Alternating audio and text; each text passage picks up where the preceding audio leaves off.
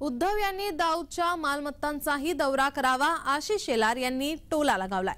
रायगडात उद्धव यांचे स्वागत मुंबईच्या मुसलमानांकडून सामनातल्या बातमीमुळे शब्दबाण चालले।